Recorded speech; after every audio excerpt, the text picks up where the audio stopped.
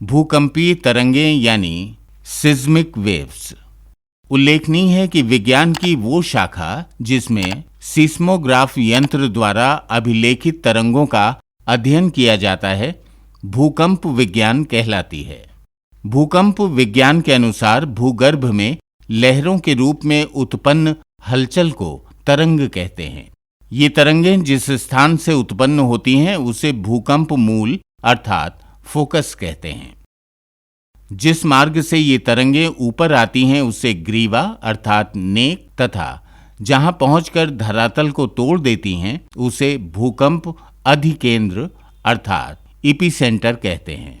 इपीसेंटर के ठीक ऊपर का भाग जिसके चारों ओर मैग्मा का आग, लावा, राख आदि रूपों में जमाव हो जाता है, मुख विवर या क्रेटर कहलाता है।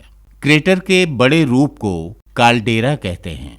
भूकंपीय तरंगें 3 प्रकार की होती हैं, जिन्हें पी तरंग, एस तरंग और एल तरंग के नाम से जाना जाता है।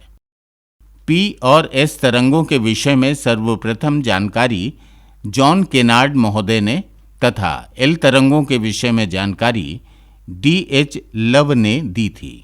अब हम इन तरंगों का संक्षिप्त विवरण प्राप्त करें। 1. पी तरंगें। पी का तात्पर्य है प्राइमरी या पुश, अर्थात ये प्राथमिक तरंगें होती हैं और भूपर पट्टी में तीव्र आघात डालती हैं।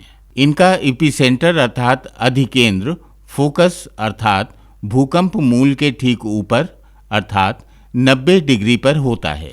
ये तरंगें ध्वनि तरंगों की भांति अनुदैर्ध्य अर्थात लॉन्गिट्यूडिनल चला करती हैं।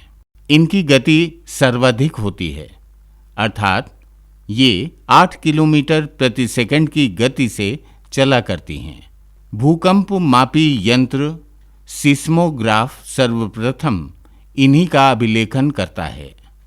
ये ठोस, द्रव्य एवं गैस तीनों में संचरण करने में सक्षम होती हैं, किंतु गति सर्वाधिक ठोस में होती है।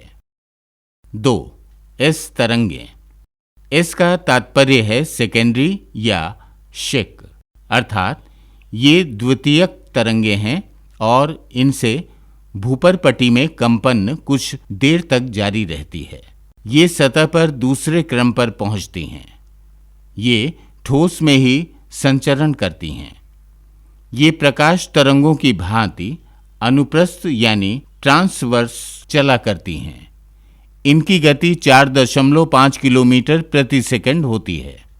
अनुप्रस्थ तरंगें क्षेत्रफल तय करती हैं, अतः इन तरंगों के माध्यम से पृथ्वी की आंतरिक संरचना का ज्ञान होता है। पी तरंगें और एस तरंगें दोनों काय तरंगें अर्थात बॉडी वेव्स कहलाती हैं। 3. एल तरंगें।